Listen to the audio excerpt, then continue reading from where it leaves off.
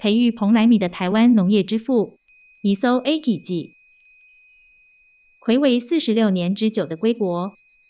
1957年8月29日，一架来自台湾的民航公司飞机降落在日本 Yamaguchi 县的 Iwakuni 机场。一位年老的农业学者缓缓步下飞机的舷梯，正是时年71岁的伊搜 A 基记。1912年渡海来台过了46年，归国之际，当时的总统蒋介石赠送相当于日本文化勋章的特种领袖景星勋章和奖金5000美元。台湾省议会也决议每年赠送1200公斤的蓬莱米作为养老年金。这些都是为了感谢伊搜 A 基记对台湾农业做出的卓越贡献。从 Hokkaido 到美丽岛台湾。1886年11月23日，伊搜 A 基记出生于 Hiroshima 县 Fukuyama 市。自 Hiroshima 县私立尼修港中学毕业后，进入札幌农学校。1911年毕业于东北地大农业科。隔年3月远赴台北担任台湾总督府农业试验场种艺部农作物育种科的技师助理。自此，伊搜 A 基记参与了刚起步的稻种改良事业，成为他一生的志业。那年，伊搜 A 基记刚满25岁。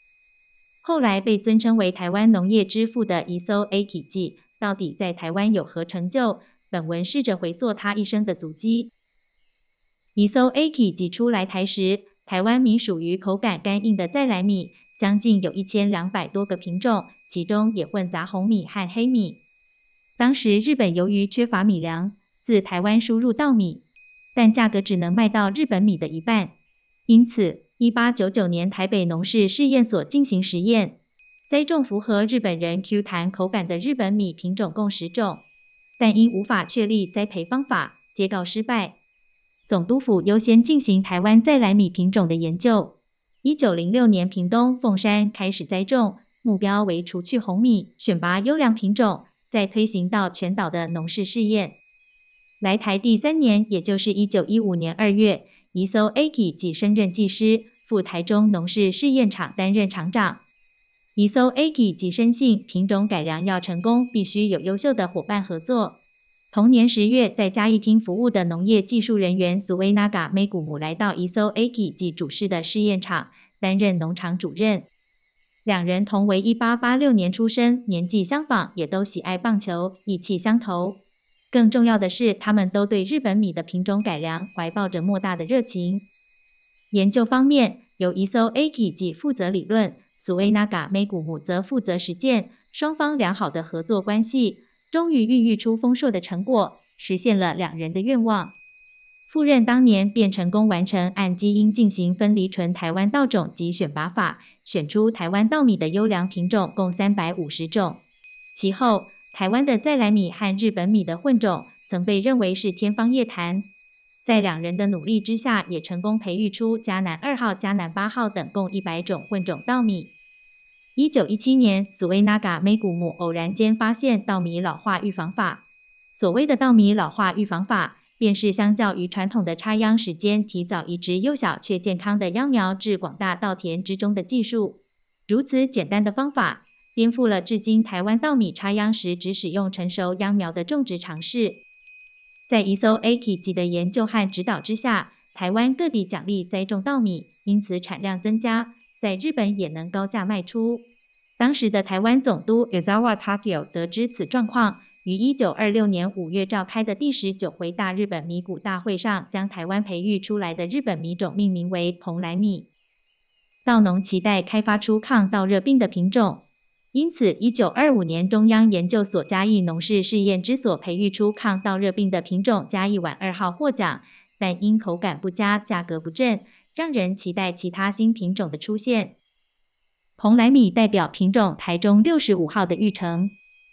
在台中农事试验场中，伊搜 A 基记和苏威纳嘎梅古姆研究的 Shinriki 和 Kameji 交配种被命名为台中65号，经过3年种植及育种选拔，又经过2年，也就是1929年开始推广，发送稻种到各农户栽种。农民都期待着嘉义晚2号的后继品种，抗病性强又可以广泛种植的台中65号大受欢迎。此品种对于1期稻作、2期稻作适应良好，施肥后收获量提高以及不容易倒伏等等特性，让此品种一时遍布全岛各地，势不可挡。全耕地面积的60%以上皆种植台中65号为主的蓬莱种稻米。1934年从台湾输出到日本的蓬莱米已高达75万公吨，稻农的收入也因此增加。蓬莱种的出现，不仅影响了农民，也大大的改变了台湾农业，同时形塑了台湾人的饮食生活，影响深远。现今栽种的新种蓬莱米，也承继着台中65号的基因。台中65号说是蓬莱米的代表，也不为过。今日蓬莱米的耕作面积高达 98%， 产量也远远超过战前。狸猫老爹タヌキ親父一艘 Aki 寄来台时，带着新婚妻子 Tatsu 一同前来。进入胎朽时期，女儿 Aiko Yuriko 相继出生。一艘 Aki 寄每天回到宿舍后，常常让女儿坐在膝上共享天伦之乐。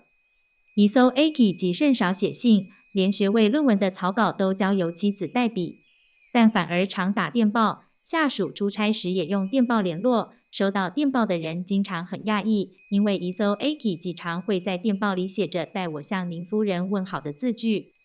一艘 Aki 寄无论在尼修港中学还是萨波罗农学校，都是领奖学金的优秀学生，思路清晰又相貌堂堂，非常受欢迎。此外，也许是幽默又坦诚的性格，让他在政界或行政人员之间也颇有人望，并非弹头学者型的人物。这个特点在推广蓬莱米的普及上，似乎也发挥了作用。另外，在学生最紧张的学位审查会上，学生表现好的时候，一艘 Aki 寄会说，真让人嫉妒啊。反过来，表现不好的时候只会说，真是这样吗？不知不觉间，学生对于一艘 Aki 寄洞悉一切，表面上却不动声色的个性感到亲切，帮他取了一个狸猫老爹的外号。